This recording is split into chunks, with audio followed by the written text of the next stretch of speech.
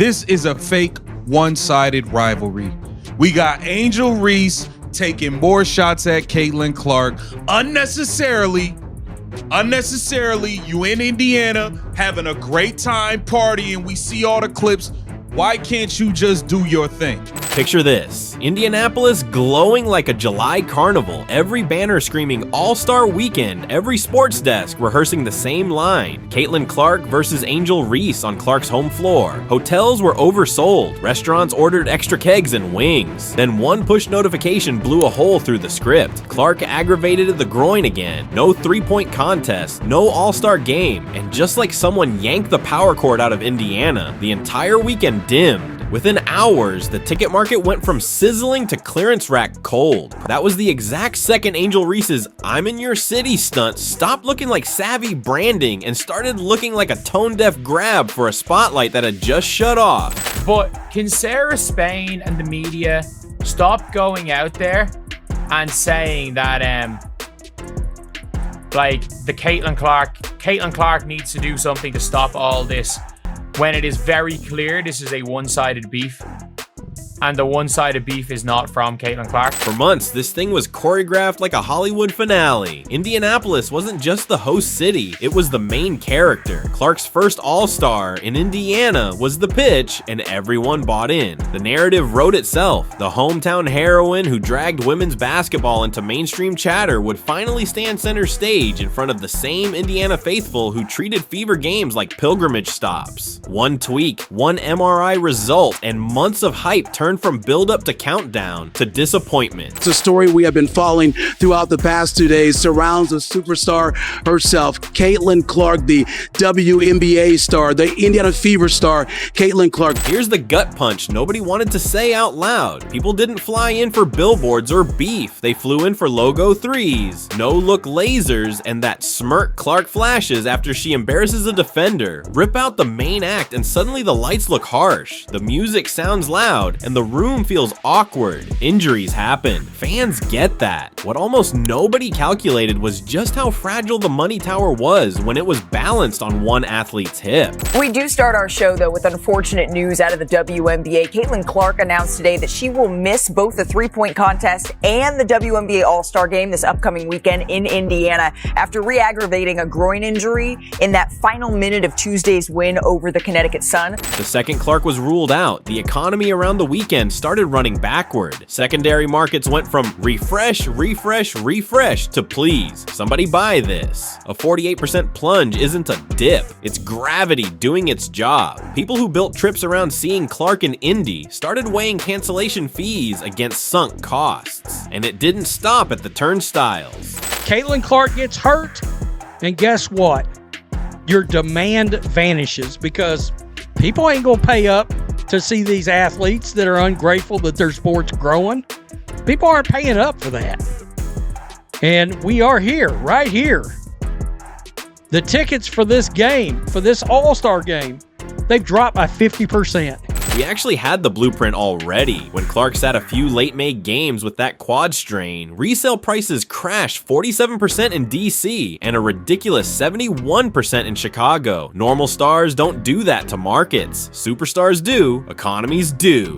But when it comes to the vendors in the arena, the shops in the arena, they're not gonna have the same amount of people patronize their business as they would if Caitlin Clark was there. The surrounding restaurants, the surrounding areas, the surrounding attractions, they're not going to have the same number of people patronize their business as they would if Caitlin Clark was healthy. You could feel the air leaking out of the balloon and nobody had the duct tape ready. A vacuum formed and social media hates a vacuum, which is exactly when Angel Reese kicked down the door. Reebok, Angel Reese are taking shots at Caitlin Clark, using her as promo. Angel Reese, let's be clear here. Let's just be all the way clear here. Angel Reese is a solid basketball player. Angel Reese 100% has benefited from attaching herself to Caitlin Clark at every single turn. Her podcast, the first 3 episodes, all the clips promoting was bringing up Caitlin Clark. It was bringing up Caitlin Clark and all of the promo. People wanted to know what she was going to say. she used Caitlin Clark as promo. Angel Reese didn't slide in quietly. She marched in like a parade marshal. "I'm in your city," blasted across Instagram stories. Reebok billboards popped up around Indy like campaign signs. She cranked Bankroll Fresh's "Take Over Your Trap" as if the hook had been ghost-written for her. Angel Reese, I'm in your city. Walk in your trap, take over your trap. Post it on Instagram. There's about 15 fans there and Reebok put up a board. You would expect Reebok to put up a board. Let's never forget that when let's never forget the gigantic Caitlin Clark Nike billboard in Chicago. Let's never forget that. So if Reebok didn't put up a board for Angel Reese, the message needed no decoding. Walk into Clark's house, claim the throne, post the receipts. Only problem, the queen was in street clothes. The lights were half dim. The crowd was already irritated. Let's be fair, Reese is a solid player and a hustler off the court. Her team understands the internet's cruel arithmetic. Attention, even negative, converts. Viral clips keep circling back to the rivalry. That's not a secret, it's a playbook. But playbooks backfire when the audience feels you're only kicking doors because you know nobody's home to kick back. You continue to take shots at her, and then when them shots get fired back, nobody likes it. We don't have no videos of Caitlin Clark really taking shots at Angel Reese. Look at what Angel Reese and Reebok are doing for views. Walk in your trap, take over your trap. This is promo they're doing in Indianapolis, where Caitlin Clark plays. That is a clear shot. It's a clear shot.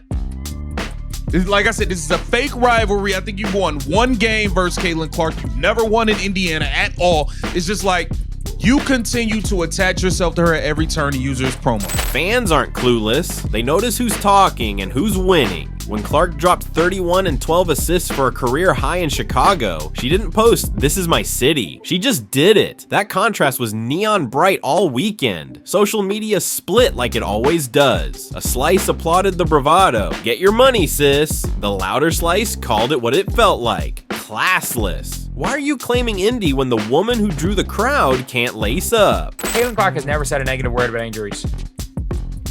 Caitlin Clark has never said a negative word. Or to be honest, when it comes to Caitlin Clark, she did show it by her actions. She didn't need to say, "I'm taking over Chicago." She did, however, go and put up 31 and 12, set a career high with 12 assists, be the only player in the history of the WNBA ever to have 31 and 12 in a game. She did, in fact, do that and then try to hype up the Chicago crowd. So it's fair enough, you want to say, "Oh, Caitlin Clark did this," then show it with your actions. Go and win MVP. Don't just be like, "This is my city." Don't just come in and be like, "This is my city." You've never won a game. Has she won a game in Indiana? I don't think she's ever won a game in Indiana. I actually do not think she has won a pro game in Indiana. Why do we have endless clips of Reese naming Clark, but almost none of Clark naming Reese? When your brand is built on opposition, you better make sure the opponent is actually in the ring. Yet on the biggest stage of the year, Reese tried to crown herself in an empty throne room. That's not ruthless, that's reckless. Now with Reebok she's using, this is nonstop. She has attached herself to Caitlin Clark at every single turn, and she has benefited. Let's be clear here. Yes, she does receive backlash. She does receive negativity, but she has benefited greatly. She has made millions of dollars off of attaching herself to Caitlin Clark and using her to make her brand bigger. Before the injury news, this All-Star game was tracking as the most expensive in league history. Front Office Sports pegged average purchases north of $260 on some platforms. TickPick had the get-in at $121. Then Clark is out and the get-in is $64. That's not a rumor, that's arithmetic. The market slapped a price tag on Clark's absence, minus 48%. From $121 all the way down to just $64 after news broke that Caitlin Clark won't be playing. These are people saying, "I'm done. I don't want to watch. Caitlin Clark's not. I bought tickets solely to watch Caitlin Clark in the All-Star game. I made accommodations solely to get to Indiana to watch Caitlin Clark in the All-Star game. She's injured. I have no interest in that anymore." The ticket prices, the demand fell off a cliff. And it's not just the on-court product that suffers without number 22, Caitlin Clark. The entire weekend's economic opportunities have felt the fallout. This was conveyed with a July 18th post from NBA Central that wrote, quote, "The get-in price for the WNBA All-Star Game in Indianapolis has dropped 48%. From $121 a ticket to $64 a ticket after the news broke that Caitlin Clark won't be playing."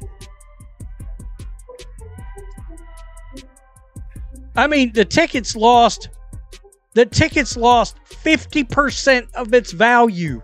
The cascade is predictable. Tickets halve, travel plans evaporate. Travel evaporates. Local bars miss their margins. Bars miss margins. Cities think twice about bidding for the next big event. The WNBA has every right to shout growth and momentum. They're not lying, but the spreadsheets yelled something else this weekend. Meanwhile, Reese was still crowing about your city. The irony? The public already answered who their city showed up for by not showing up when she wasn't there. The fake rivalry tag stuck not because Clark fans are loud, but because consumers voted with wallets and empty seats. Real rivalries don't need billboards, they need moments. And remember, this wasn't even isolated. When Clark sat in earlier games, the same market nosedives happened. That's not fan bias, that's institutional reliance. But instead of letting the lessons sink in quietly, the league found a way to make the optics worse. I mean, you're going to mess around and a large, massive group of fans are going to be like, enough is enough. We've never had to see anything like it in sports, but you don't see these other leagues going around talking crazy about their fan bases all the time, like this league does. It's continuous. They're running their mouth about the people that are paying money to see them. You don't have other jobs where people walk up. You're in a public job that's in front of the world. Then came the shirts. Pay us what you owe us, splashed across warm-up gear. The message, completely valid. The timing, a disaster. Players are fed up with cramped charter bans, small rosters, salary caps that feel insulting, and a league that keeps saying soon while cashing new checks. They should demand more. They should organize. But doing it minutes after the audience just got told the product they paid for is worth half as much. That's asking people who feel shortchanged to pull out their wallets again with a smile. Think about the average casual. They aren't scanning CBA PDFs. They're not calculating percentages. They just watch their $150 ticket sink to $70 because the one player they came for isn't playing. Then they see players in protest tees. The NBA doesn't hijack All-Star Saturday night with labor slogans. The NFL doesn't use Super Bowl opening night as a picket line. Those leagues stage their battles strategically because they know optics matter as much as bullet points. Timing is a tactic, not an accident. Layer enough frustration on top of itself, and the whole thing starts to smell like smoke.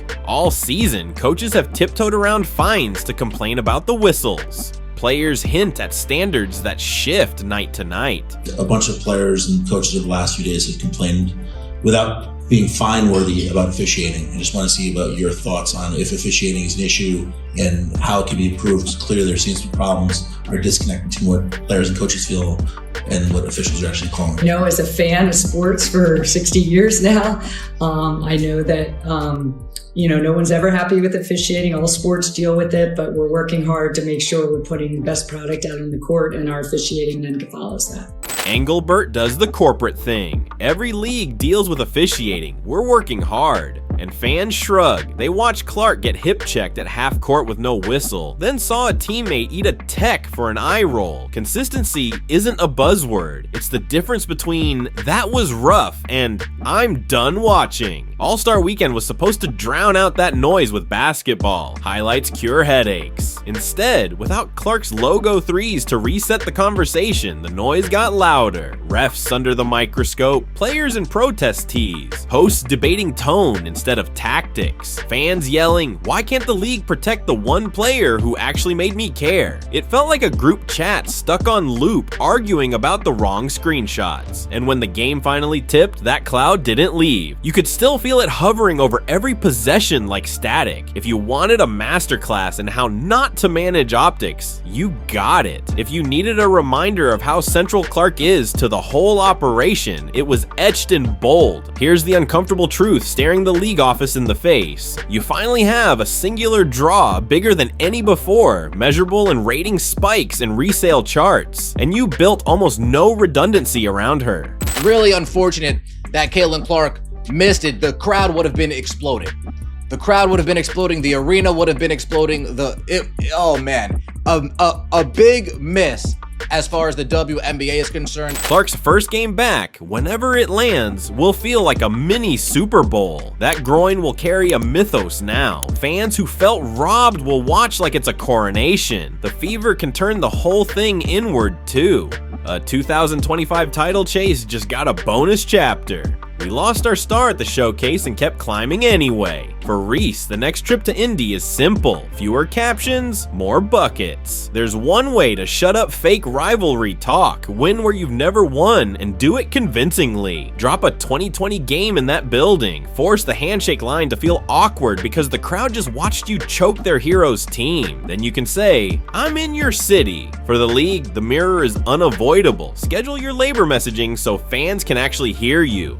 Train officials if you have to yesterday. Let the competition speak. And for everyone still asking, is this bad for the WNBA? No, it's clarity. Clarity is power if you use it. Now the league knows exactly how bright its biggest light is, and exactly how dark it gets without her. The only unforgivable sin would be pretending you didn't see it, because the weekend proved one thing beyond argument. Without number 22, the price got cut in half. That isn't hate, that's cold hard facts. Thanks for watching. We'll see you on the next video.